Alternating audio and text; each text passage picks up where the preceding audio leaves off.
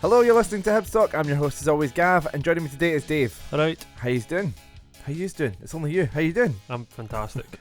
We're obviously talking about the Dundee Utd game today, and we'll have a chat about the transfer window in part 2. But first, how was your Christmas, Dave? Just the same as every year, mate. Christmas in retail isn't very Christmassy. So worked hard, but then it was good. Christmas Day, just family time, ate loads of food. I didn't drink at all on Christmas because I drive a bit, so different family members' houses. So I just make up for it in food. Try and get as much in as I can. Couple of desserts. It's gotta be. Couple of starters as well. My mom's like, so what you want? You want super salmon? And I'm like, well, both. So I have both starters, and then I have that, and then couple of desserts, and then roll him. I got asked what would I want for like a few days before. I was like, well, prawns, because prawn cocktail would be good. Mm-hmm. And then I got there on Christmas Day, and they're like, "Are you having patty or soup?" And I was like, "Neither." You asked me a couple of days ago. I said prawns. Where's the prawns? But I was like, I thought I was the only one that wanted it. I was the only one that wanted it last year. And I was like, yeah, I was working last year. Oh yeah, so you were. Oh, right enough. Aye. Oh, we should have got prawns. Tragic. So I had a Heinz tomato soup. That is the worst thing I've ever had. On Christmas Day, you had Heinz. Is it not handmade soup? Nah, Mum, but I bought like M&S chunky veg soup, and it just didn't look nice. So I had. Oh well, fair play. I had Heinz tomato soup, but the mains was nice and stuff. I helped out cooking the beef, so I just like I helped out cooking the beef, and then and I done that in slow cooker, and then used the juices of that to make the gravy, and it's like I really wanted a Christmas just sitting about doing fuck all and just being told, right, come up to the table, but never mind. I would have got that if I hadn't been working on Christmas Eve. The Chapman Christmas Becca's family is very much a lot more laid back, a lot more, everything's already done and stuff. But unfortunately, I was working, so I missed that one. Like I say, you work in retail, I work in care. You usually work in Christmas. Yeah. So, aye. But yeah, aye. It was good. I was. I know I'm like 31 now, but I was wrestling my brother as well. Me and my brother were wrestling each other, and he went to do a suplex on me, and I thought, fuck it, I'm just going for it. And I just I jumped, so it allowed him to elevate me over his head onto the sofa. It was great fun. And so for context, what age was your brother? 29. So a combined age of 16, you're doing wrestling moves at Christmas. Aye. Time to grow up, Gavin. No, never. But yeah, so it was a good time. So hopefully everyone else had a good Christmas as well. But like I say, we're going to have a chat about the Dundee Utd game. It's Sean Maloney's second game. Obviously, the guys on Hibs Talk Extra reviewed the Aberdeen game. But just like I say, we're just briefly, because like I say, you can go check out the full review there. But what was your kind of first impressions of Sean Maloney's Hibs at Aberdeen, Dave? I wasn't that impressed with the first half in terms of chances created and that, but we were keeping the ball up better, passing it about, less punting up the park. I think that was evident, and we both said that at the game. And it was like there was one point where Hanlon had, you could tell muscle memory from his leg, just wanted to launch it in a long diagonal, and he didn't, and he sort of played it forward to Doig, or I think another point he came over and he dinked over the boy to Doig, who was making a run rather than that. So that was encouraging to see. Yeah, but I thought, to be fair, I thought we were quite good in the sense that I made it Aberdeen to nothing, and it was quite a good performance considering he's only had them for a day and a half's training or something. So I was quite happy with it, and I liked him coming over to and clapping the fans and just getting everyone on side straight away. It was just a good start, like a good kind of way you just get a feel good. Yeah. He spoke in his interviews about really sort of having a connection with the fan base, and can tell he's really trying to make that happen.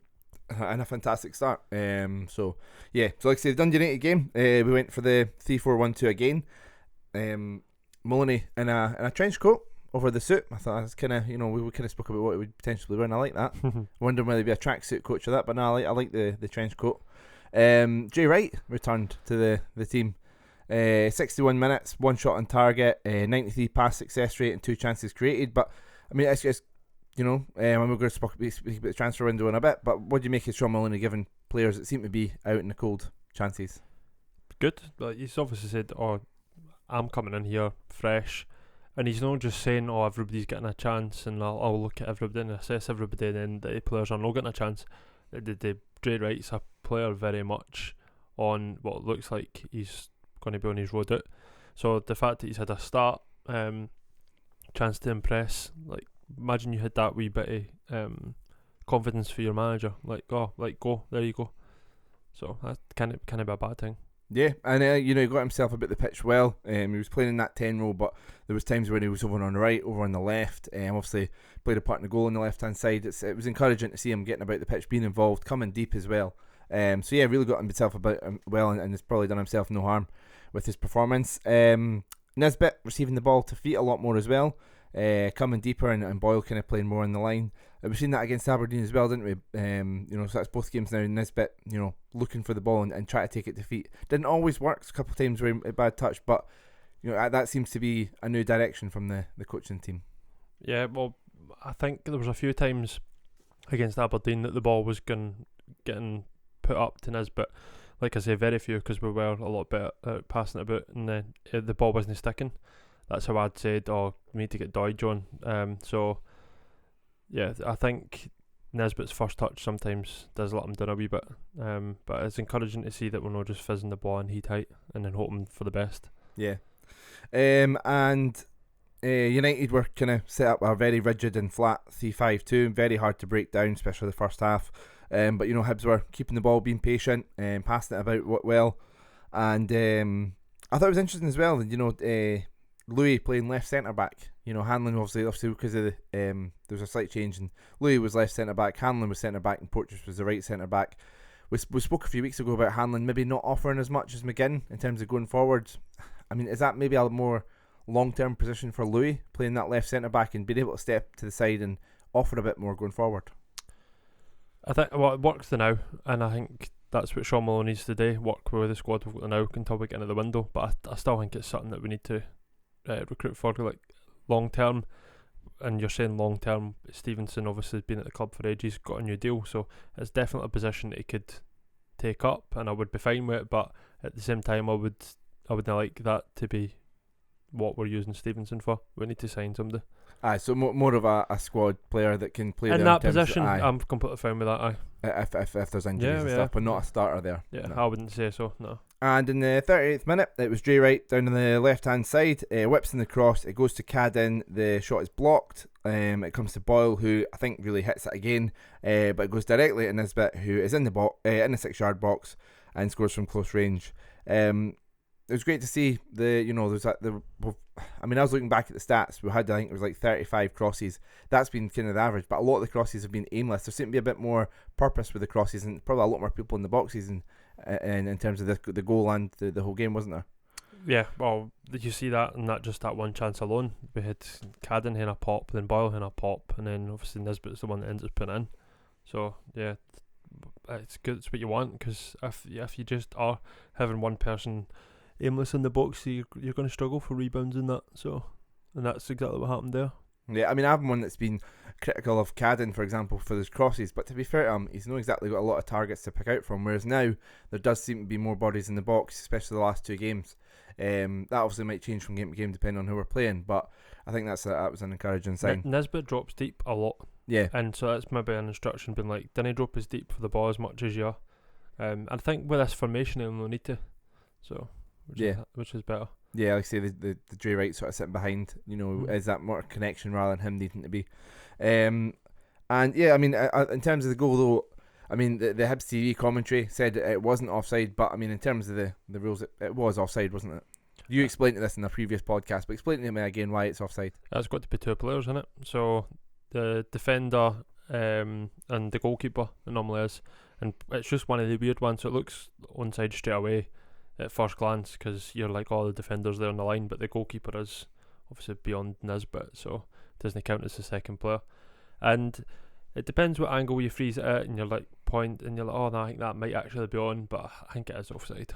The goalkeeper's definitely in front of Nisbet, in terms of when the ball's played. So, but the referees in Scotland just fucking make up the rules as they go along anyway. Yeah. So what does it even matter? Like, exactly. We'll just take it. It was strange because, I mean, when they went over to the linesman to check it, I thought, oh no, this is getting ruled out. Yeah. And the commentator started talking about, a foul on the keeper or something. I was like, no, I thought, but no, they got given, so I'll take it.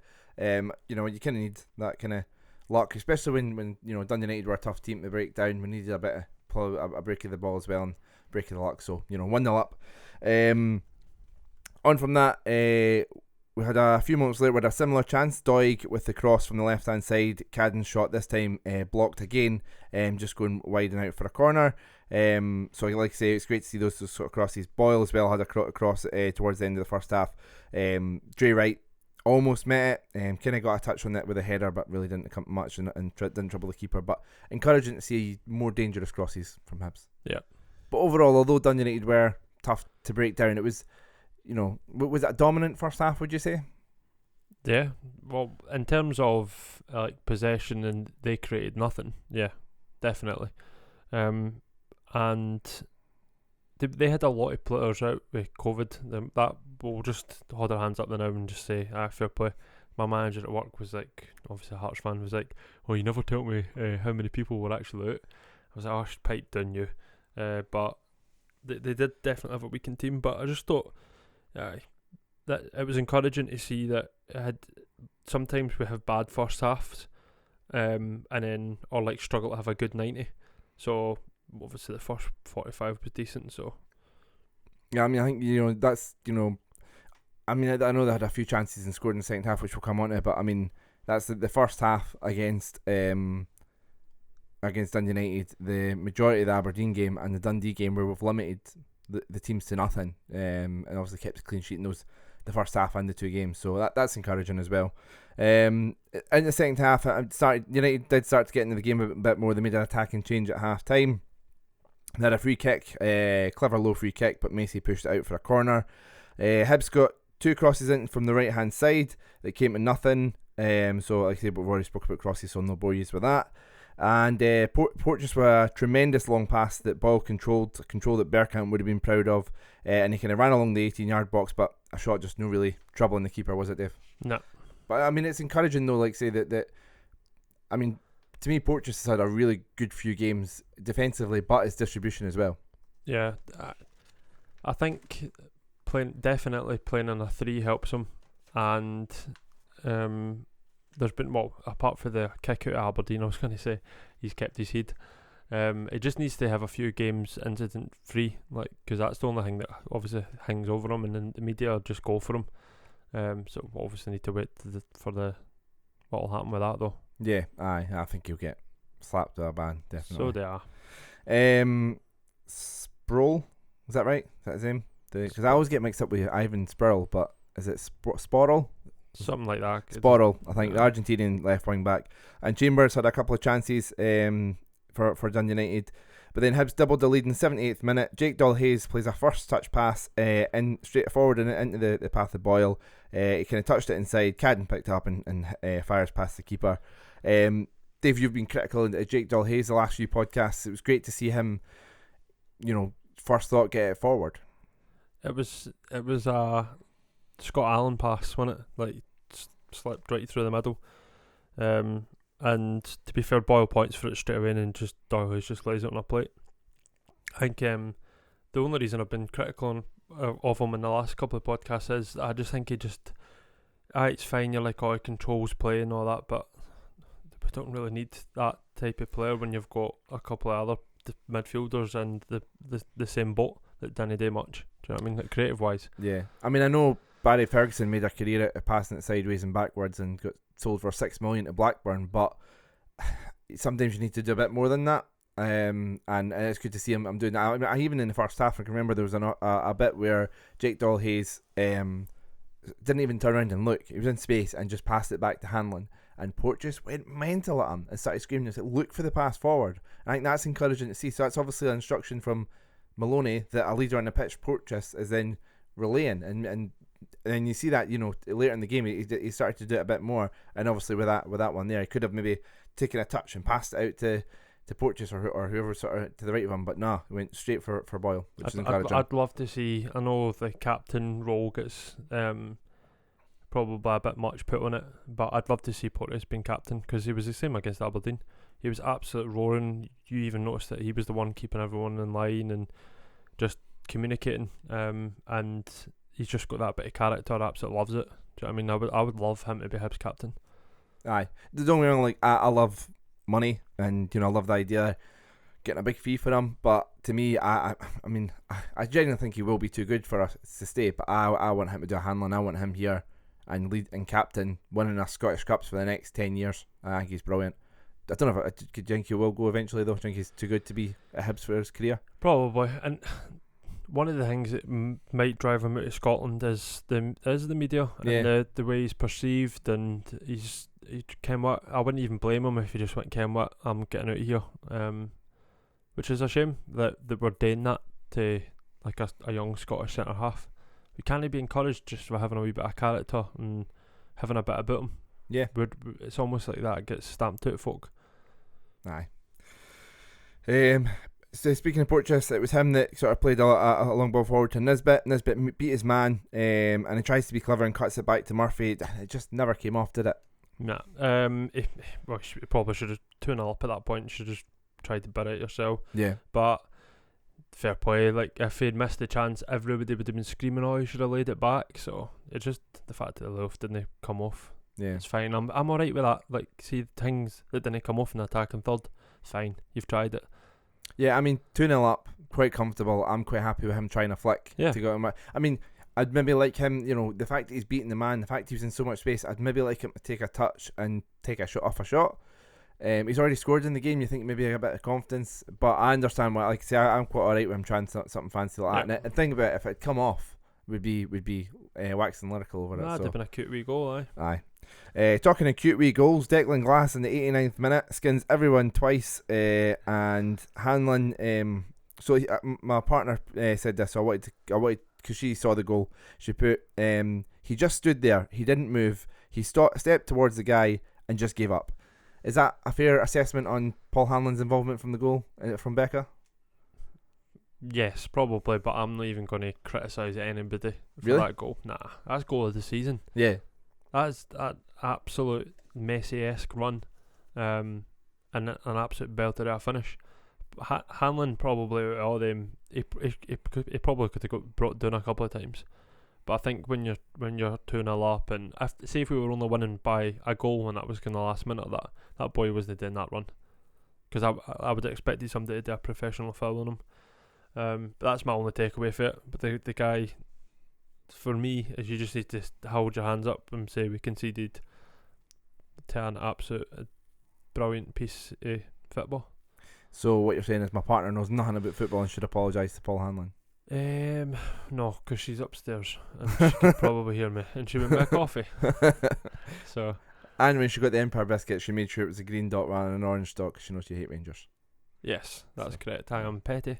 And I'm fine with it. And into the sort of dying embers of the game, just before the third goal, Murphy was down the left hand side, whips the cross into the box, and kind of the keeper gathers it before it can get to Doig, or I think it was Cadden was running at the back post. But Dave, you pointed this out when we kind of watched the highlights back. That's under Jack Ross, that would have been held up in the corner. Yeah, and it's good because. Really, see when you're only one goal up, right? Especially when you're a team like Hibs that have been this season can't defend. What's the point of trying to defend? So you as well try to attack them. When you're attacking them, they can't attack you. If we're just sitting off teams, letting them hump the ball into the box, and we can't den and we crossbars, then we're just going to create ourselves problems and invite pressure on. So the fact that we've got the ball in the 90th minute and we're trying to get that third, because that kills off the game more than letting them have the ball and sitting off. So that's what I find that quite encouraging. At the same time, there would have been people, not me, I'm all for going for it, but there would have been people that would have been moaning if Murphy had crossed it in, the keeper had gathered it up, he kicked it up the park and Dundee United had scored. There would have been people saying, I should have just ran it in the corner, but I'm happy that we're going for the third goal. Yeah, but look what happened a minute and a half later. Yeah. Again, could have run the ball into the corner. I'll let you go through it now. But we didn't. Nah, like I say, we a few minutes later, we restored that 2-goal lead. Boyle picks up the ball, drifts out to the left-hand side, like you say, could hold up in the corner. Yep. Instead, passes it back to Murphy, who's on a bit of space. Similar to Boyle earlier on in the second half, runs along the 18-yard line, tries to pass it to Nisbet. It's a shite pass, but thankfully it comes back to him, and he takes a touch, and then just, unlike Boyle's shot, which was down the middle, plays it to the keeper's left. Keeper does get a hand to it, but not enough to keep it out. Yeah, and good for Jamie Murphy, because he's had a couple of opportunities since his goal against St Johnstone. He's had a couple of opportunities that he probably should have done a lot better.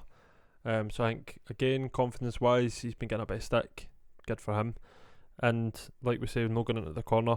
I want a team that wants to just score goals and attack and that. So I'm completely fine with that.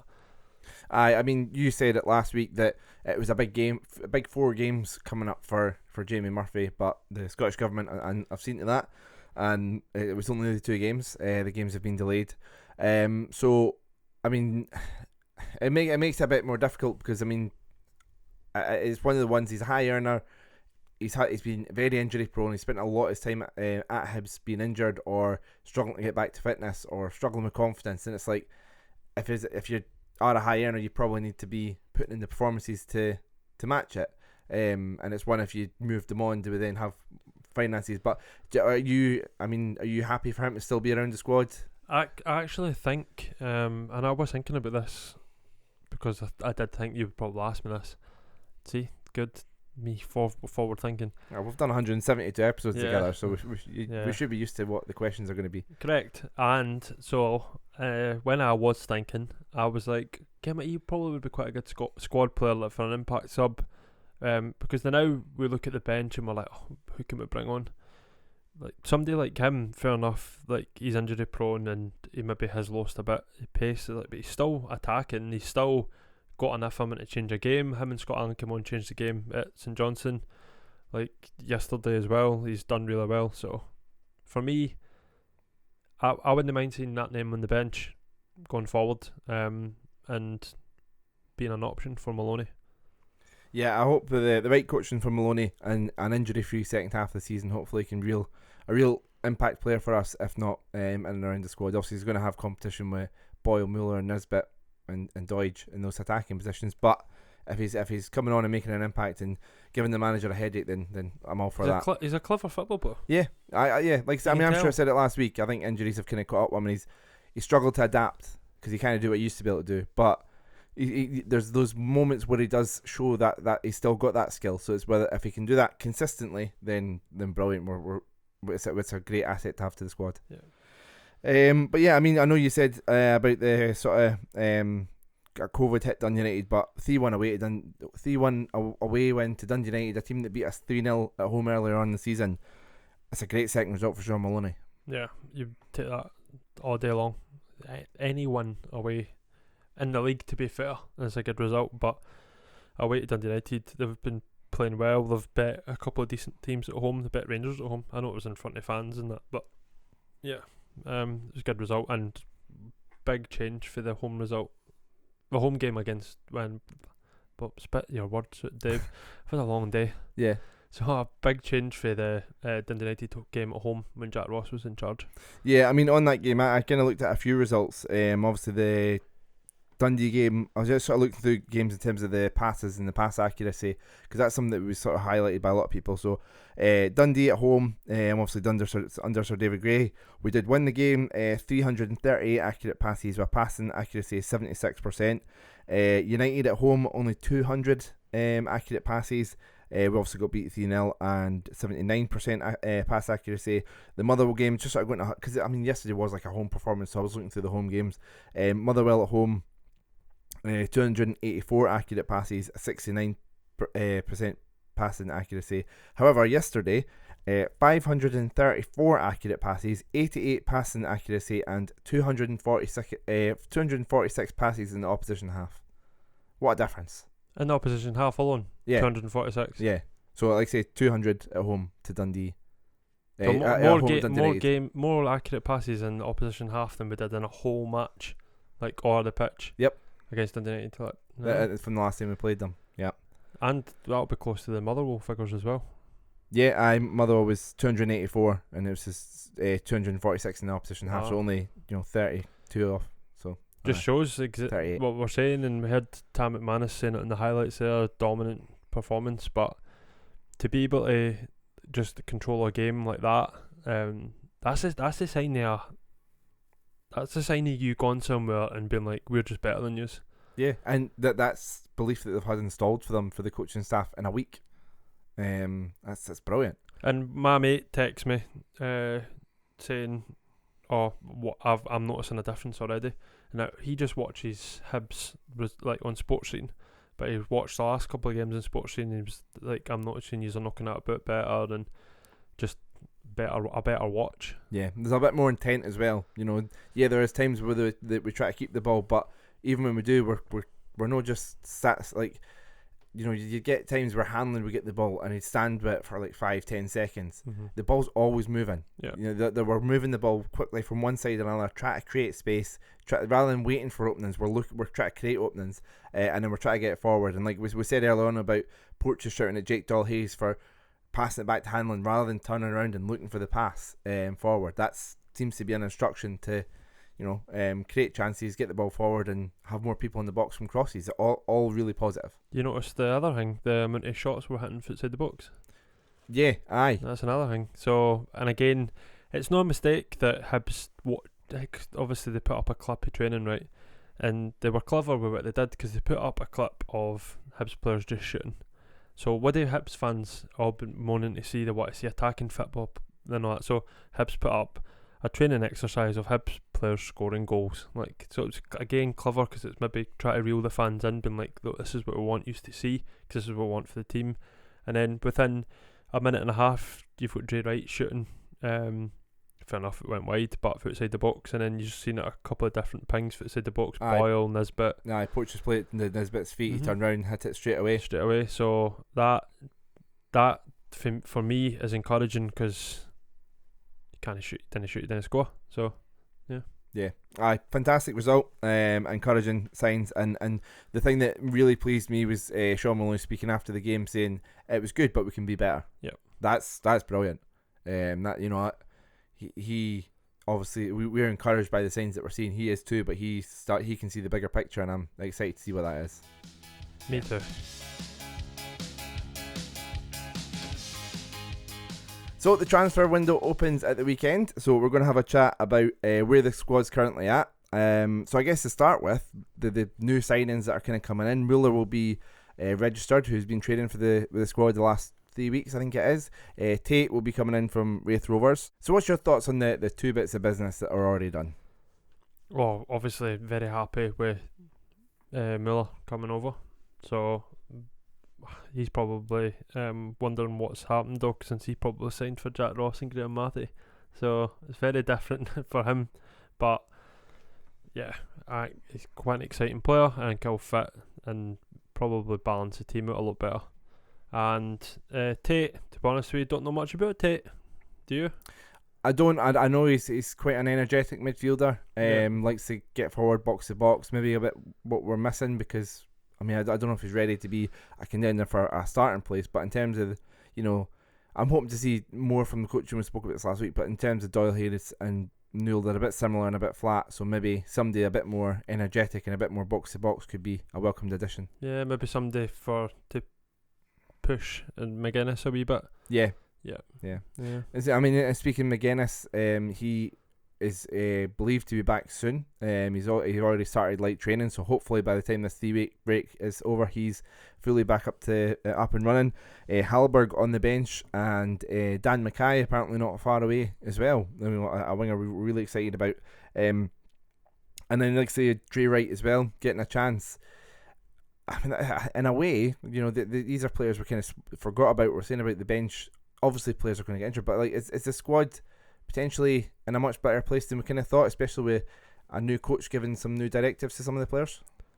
I think when you look back at it like this, you start to think to yourself, they probably could come in and maybe do a job, and like the likes of Hallberg and that, you're like, maybe. But if I'm being completely honest with you, I would probably rather them get moved on, and get a bit of freshness in and stop trying the same thing over and over again.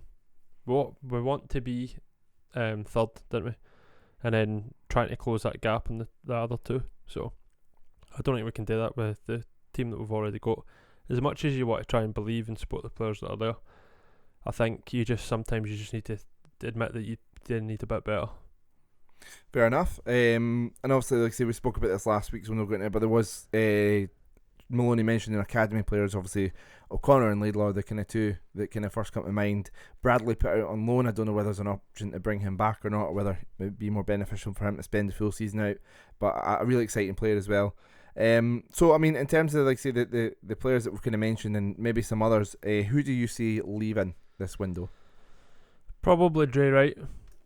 Do you think yesterday was more I get him in the shop window rather than... Nah, I honestly think it probably was a chance for him as well. But I think he even probably wants to move.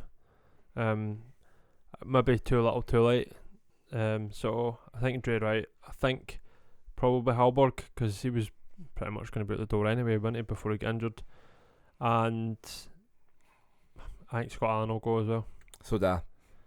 So there's 3 straight away. Yeah. I can see Scott Allen going. I think he has the right intent. He impressed me in the first half against Aberdeen. He's one of the few players that did. But Aberdeen are a tough side to break down. Again, it probably would have been more suited to him coming on when we were 1-0 up and there was a bit more space in behind. But I think as much as I think if he was the player we kind of seem to think he is, when McGuinness got injured, he would have been in and playing every week. And the fact that he wasn't, and we've looked at a bit of an unproven Josh Campbell, makes me think it's maybe he's kind of nowhere where he needs to be in terms of what we kind of need. Unfortunately, it might get the right instructions from Maloney during the 3 weeks, and could maybe see a new Scott Allen in the. But yeah, I do see him moving on, unfortunately. I think Halberg and Wright, you're probably right as well. And Gullen, to be fair, Gullen's another one. I think he'll be away. I'm not sure if this is. I'm sure I've seen the report that he'd requested to leave, and because we were unable to get a striker in, we had to get him to stay. And to be fair to the lad, he's not really been given much opportunities. He got 1 start, I think. And Jack Ross said he was giving him a chance and kind of bringing him out for the cold, and it's kind of a bit little. It's kind of aye. I mean, to be fair, Josh Campbell got a chance at nowhere and is probably taking it. So, but different positions. But so if those players sort of do go, what do you think we need? Is this going to be a busy window then, or do you think it could be a quiet window, or do you think it's going to be? Do you think those players will go and it'll be a busy window? I think all of them will go this window, and I don't think we can afford to have a quiet window. As much as I know everyone says January is a bad window and that, but if we are wanting to start building a squad under Sean Maloney, we need to add a few quality signings now and then build on that in the summer. You can't have stop gaps now, then try and have a big turnaround in the summer. You start to build a squad like gradually until you get exactly what it wants. We can't sign 7-8 players in the window. I hate big turnarounds like that. I'd much rather get a couple on the new, like bulk up the squad, better quality, better options, and then add in even more in the summer. I have to say, I don't think the starting squad though is a million miles away. I think Jake Doyle-Hayes, could be will prove to be a really good acquisition. I think you and me have slightly different things on where he's at in terms of levels and stuff, but I think the fact that he signed a new 3-year contract as well shows the club believe in him, although that might have been the previous manager. Doig and Cadden have looked better the last couple of games. I've been a bit critical of Cadden, but like I said earlier in the Dundee United review, he's not exactly had lots of people hitting the box. He was getting into the box and created chances from win backs. He's getting to play higher up under Maloney as well. So I think can see the best of them.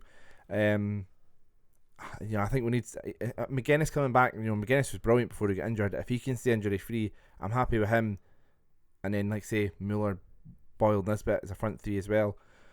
But it's whether McGuinness can stay fit. It's we do need squad depth and stuff, and I think we definitely need a defender. Yeah, and I'm still not exactly sold on Macy either, to be fair. And if Dabrowski's no pushing Macy for a start, then I wouldn't be against signing a goalkeeper. But it probably wasn't necessary in January, to be fair, but in the summer I would. Yeah, I'm very surprised that Dabrowski never got the cup games. It's something Jack Ross done last season. I was kind of hoping he would keep that going. I don't know what Dabrowski's gaining from sitting on the bench every week. Nothing. If he's not going to get at least the cups, then he has to go out on loan, and we put either a really, competition goalkeeper or an older guy that's just kind of there, happy to be a number 2, to on the bench. I think Kevin Dabrowski's, so that's potentially another one that could leave. So yeah, it's another position we might need to recruit as well. Obviously, we did sign that boy for Clyde, but I think he's kind of a third choice, break glass in case of emergency, so we don't have to register Samson. I completely forgot about that signing. Aye, What's he doing? Just been third choice goalkeeper. Because there was a few times where Dabrowski wasn't available and the goalie coach had to sit on the bench. Yeah, I remember that. But and I think he's like, I do what be sitting on the bench. I do what be playing. So I think they've got sort of cheap sort of third choice. And no disrespect, the guy might be alright, but I don't think he is. It's just a break glass kind of guy. But so what positions stand out to you? I know I mentioned centre back. Do you think for me, centre half's the biggest one? We can look at the squad and be it's alright in that, but we've just come off the back of 2 wins, so it's much easier to look at that and say, yeah, it's fine. But the performances that eventually saw Jack Ross getting sacked, quite a lot of that defensive mistakes and that were wild. And to say we've been struggling to cross balls all season, so we need another centre half. I think we've seen that the St Mirren game. I remember Papa Stu and Stephen were on that week and sort of reviewing that game, and McGregor was brilliant for about 70 minutes and then really started to get a bit leggy. I'm happy to have a 3 with Porto and Hanlon in it with somebody else. Yeah. So Hanlon centre back. Yes. Get a left centre back, Porto's right centre back, and then have McGinn as backup on the bench and that to come into that role. But because teams target McGinn now, so. Yeah, I think there's been too many mistakes. I think we need, if you like you said earlier on, if we want to be challenging Hearts for third, trying to catch up with them and eventually trying to, close the gap on the 2 on top of that, then we need better than McGinn. I agree with you there. But yeah, so like I said, I centre back's the priority. Is there any names that come to mind? Obviously, we're linked with Jamie McCart and Jason Kerr. Jason Kerr went to Wigan, and Jamie McCart's not been having a great season without Jason Kerr beside him. Yeah, McCart he's absolutely goosed it. That's an example of somebody not moving when they should have moved. So I know they had Europe and that, and fair enough. But yeah, he should have pushed for a move. That for me, his opportunity's gone. I seen him getting a bit of stick on Twitter yesterday for his performance against Celtic. Yeah, really not great. So is that maybe one you think, he's got 6 months in his deal and maybe try and get him a bit cheaper, or do you think we need better than that? Nah, we need better. I think. Like I say, I didn't watch him every week, but any performances I have seen and highlights and clips and that is, I don't know. It might be the fact that he's not got Kerr next to him and they had bought a good partnership, so he's maybe suffering that way a wee bit, and the fact that he maybe did think he was getting a move, and then but the way St Johnson's, it's hard because you're going such a high if you're winning 2 cups, playing Galatasaray at home in Europe and that.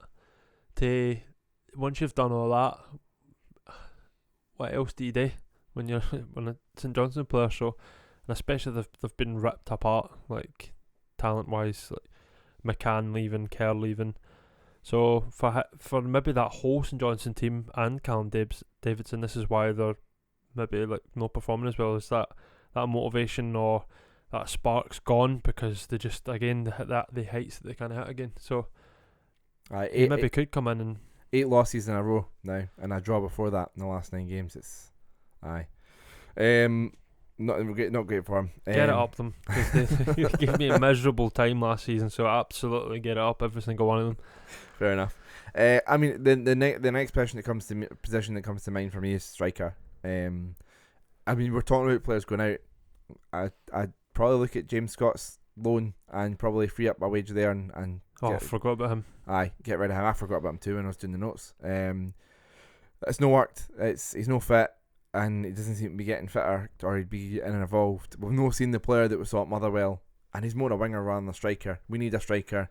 Doidge got injured, and it was a lot of pressure on Nisbet. Boyle kind of stepped up into the striker role and done well and kind of helped. But I think that was a big part of seeing the results. You mentioned the defence, some leaky goals. We weren't scoring at the other end as well. And And now that was a whole team thing. We weren't creating enough chances, but at the same time, we had one fit striker. Let's be honest. We had a young laddie that's never really done it at Hibs. We had Boyle, who's played everywhere else, and we had Nisbet. Nisbet needs probably competition as well. It's great that Deutsch is back, but we need another top striker. I know Muller could probably play there, but he's a bit more similar to Boyle, I'd say. Definitely the striker. Yep. Nothing else to add to that. You were thank you. bang on. Money. Next position that comes to mind for you? Just try not good rid. Well, I mean, Positions. I mean, if Scott Allen goes and McGuinness has had injury problems, we probably need our central attacking midfielder, don't we? Yeah, probably, because like I say, the midfield for me is just too flat, and that's why I keep moaning about Jake Doyle-Hayes, and I'm not actually moaning about him, but that's the one everybody keeps praising all the time, and I'm like, well, if I can see what type of player he is, if he's got players that he can just get the body that are going to create something, but when he's just getting the body folk that are not creating, and I just get frustrated that he's not trying to do a bit more. So yeah, another creative midfielder, especially if we're going to be emptying Hallberg. Who else did we say from the centre mid? We said Drey Wright, who obviously can play in the wings as well, but played there. Yeah, well, Hallberg, Scott Allen. That was the other one. So Hallberg, Scott Allen, McGuinness having injury problems. You're quite light there all of a sudden for an area that we've been absolutely packed in. So I know a player that we were linked with who does play there is we've even mentioned Gogic, in fact. Oh yeah, right. Sorry. So in terms of ones, is that the one that you think should go? Yeah, Gogic could quite easily end up leaving. I think the fact that, I mean, I don't know, there might have been injuries or whatever, but the fact that he came on, he kind of affected what we were trying to do against Aberdeen. The guys sit on that in extra time. Check it out if you haven't already listened. The guys kind of touched on that he just didn't fit in what we were trying to do, and I don't think we need him. I don't think we need that. We've kind of upgraded with Jake Doyle-Hayes in terms of a kind of enforcer that can kind of play a bit. Although he does play a bit safe at times. Gogic is kind of like a defender playing in midfield at times. And I think I'd seen somewhere somebody for League One or something wanted him. So yeah, he's another one that goes, which just sort of means if he goes, Hallberg goes, Allen goes, and yet we're really starting that's to. What I mean. We're starting to look thin in midfield. So yeah, I know one we were linked to was Jamie McGrath, an attacking midfielder, and I do think if we'd got him across the line, I think it was like Middlesbrough were going for him. That deal fell through. We got the notification and went for it. Obviously, there was rumours of Scott Allen going another direction, but I think once McGuinness got injured, if McGrath had came in, I think the midfield would have had a lot more balance to it, and we would have been a better place. So somebody maybe like that. I think he's just to say. I think he's got 6 months left in his deal. Similar know what to sell, because otherwise they'll just get snapped up for nothing. But Middlesbrough, I think, we're back in. Right. So there's going to be competition. Well, that was the for rumours anyway. Aye. And then pretty sure Hibs, Hearts and Aberdeen as well. So he is decent, but this season he's not been. Yeah. But in terms of the type of midfielder, I feel like we need somebody like that. Somebody that can score goals, can play behind the 2 or 3, depending on how it's set up, or can play. Obviously we've got Tate coming in, but it's a bit of a jump up. I'm not going to expect everything from him. Somebody that can also play in a 2 and be the one to get forward and give a bit more balance playing beside Jake Doyle-Hayes. And he's a full international. So yeah. You can get a full international for pretty cheap in the last 6 months of their deal. Decent age. Have a good couple of seasons at Hibs, he can make you a pretty penny. Yeah. And that'll not be far off the minds of the boards. We're speaking about strikers and sort of needing somebody that can come in, score goals, be a bit of competition. Are you disappointed we didn't go for Tony Watt? Yes. Really? Yeah, actually I am. Because I think it's somebody that's... I'm actually a wee bit disappointed in him for leaving Motherwell. I just thought he's finally found a club where he's performing well and that, and he's just jumped ship straight away. But I felt that he fit in quite well at Motherwell, because like I've said it a million times, like I think the way Motherwell run themselves and their community stuff and that the day, and all the Alan Burrows is amazing. All the stuff the day just it's just brilliant all the time. They've done a video recently talking about mental health and Samaritans and this time of year and stuff. When there was the cardboard cutouts, they had it was a bit of a strange one, but it kind of it's all the black silhouettes. I thought that was brilliant. Male suicide and stuff. And like say the free season tickets after folk paid for their season tickets the year before. Obviously that's a big difference if you're doing that for 2,000 people compared to 13,000 people. But I'm not making this about Hibs. I'm just saying that I'm agreeing with you. They're a very well run club. Everything about them, but Tony Watt's been heading a couple of the things that he done like food banking and that, and just banging the goals. And I was just like, kind of what you've really like turned yourself round for being a player that was kind of floating about, not doing much with their career after obviously a red hot start at Celtic. Because he was passionate when he was at Hearts, wasn't he? He was alright. And then he just jumped ship straight away. And then, don't get me wrong, he might go to Dundee Utd and do really well. Because that's who he's rumoured to go to, isn't he? Done, aye. Is it done? Aye. 4.5 grand a week apparently. Wow. Well, but they've got loaded owners, haven't they? Yeah. Aye. So he's maybe just saw an opportunity, because that is a sideways move. But if he's Fill that Shankland void. If he's dramatically increasing his wage and that, then who he complain and moan about, then fair enough. So it's up to him. But I'd have quite liked him personally. Definitely, yeah. I know he's got that extra Hearts connection, but he would have got the job done. He's got a bit of character about him as well. I like that. I think we put a lot of stuff with Boylan and Porteous. I think if Tony Watt came in and settled in, he would have been a character. But a lot of folk wouldn't like that because he was at Hearts. So aye. But yeah. So any other sort of players that you can think of off the top of your head? No is an acceptable answer. If you can, is there anybody you think could be available that you'd like to see, or anybody in the league you've been impressed with? No, I'd actually be more interested to see if, obviously we've just brought in Maloney, like what connections he can get, even just loan signings. So I know you've got that Celtic connection there with Maloney, so I was kind of half thinking he started getting his game for Mikey Johnson. That's another option that would for up front for us, but to be honest with you, that's what I'm most intrigued about. I'd like to see what names he can bring in. Gary Caldwell obviously got the connection with Man City as well. Yeah, and the coach they brought as well, the Italian boy. Yeah, and I'm intrigued. The Hibs have reeled me back in.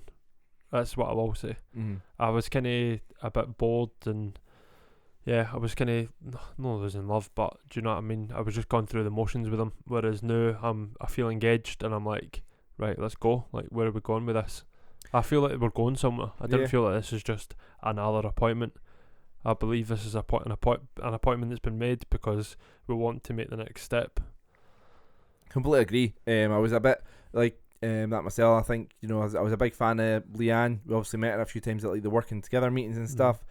She spoke very well. She was all for the sort of fan engagement and stuff, and that seems to have kind of gone quiet in the last wee bit. And obviously COVID played a part of that. But since fans have been able to come back, I think that I was a bit annoyed there wasn't more of a, I don't know. Like, see, I remember we spoke in the podcast about, it'd be good if the first game back was the game that Frank Soze came, because he said he was going to come to a game, and they should have like stuff outside, and it was nothing. There was just, it could have been more. Yeah, I think it's something that we're not going to just start sticking the boot into them the now, but this is just how I feel about on match experience. There is something there that match experience that is lacking. Yeah. It's probably getting more folk on the food stalls. It's probably a good start because we waited about half an hour. I queued about 15 folk in front of us, and I was like, why is this taking so long? It's a long wait. They need to do something about that, because it's not faster at all. It's, if anything, it's worse than it was before. And fair enough, you're queuing to get a fancy pizza twist, which is all fine and well, but still not had that yet. Nah, that's alright. But if you didn't want to be waiting that long for it. So, but yeah, where did that come from? Don't know. We went on. I think I started thinking about my dinner. Yeah. What are you having tonight? No, I didn't know. You don't know? No. I don't think I know either. Should probably organise it. But I'm watching the Man United game tonight. Yes. I should get him in time for it. Yeah. Recorded earlier today, which is good. But yeah, so we went off on a tangent there, but let us know who you think we should sign, or what positions we need. That'd be a good one. Let us know what positions we need at HFC Talk. Make sure you subscribe wherever you get your podcasts. We'll probably be on a bit of a break after this, unless Hibs sign anybody. The next podcast will be the 15th of January, looking ahead to the Celtic game, and then next Hibs Talk Extra Time will be the 18th, looking back at that and ahead to the game after that. But hopefully Hibs sign somebody, we can organise a podcast before then. Just keep an eye on our socials to see if we'll be back earlier. But yeah, I think it's going to be a quiet few weeks, isn't it? But yeah, so we'll finish up there. So you looking forward to the Man United game tonight? Nah, not really. That's not what you wanted, is No, it? it's fine. No, I'm alright. I'll be alright.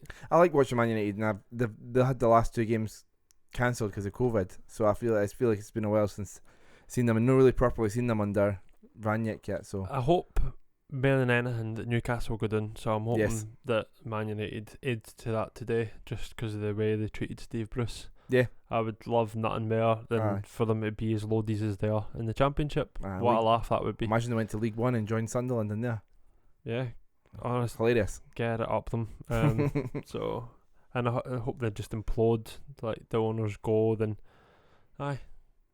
well, they'll realise how rosy life was under Steve Bruce and the big man. What's his name? Sports Direct boy. Oh, Mike Ashley. Mike Ashley. You How get a much bit better carried away they now. had it? Oh, Yeah. they had it better. They had Aye. it better. Anyway, so yeah, let us know your thoughts on everything we've discussed today, and we'll be back in a few weeks' time. Thanks, Dave. Catch you in a bit. See you later on.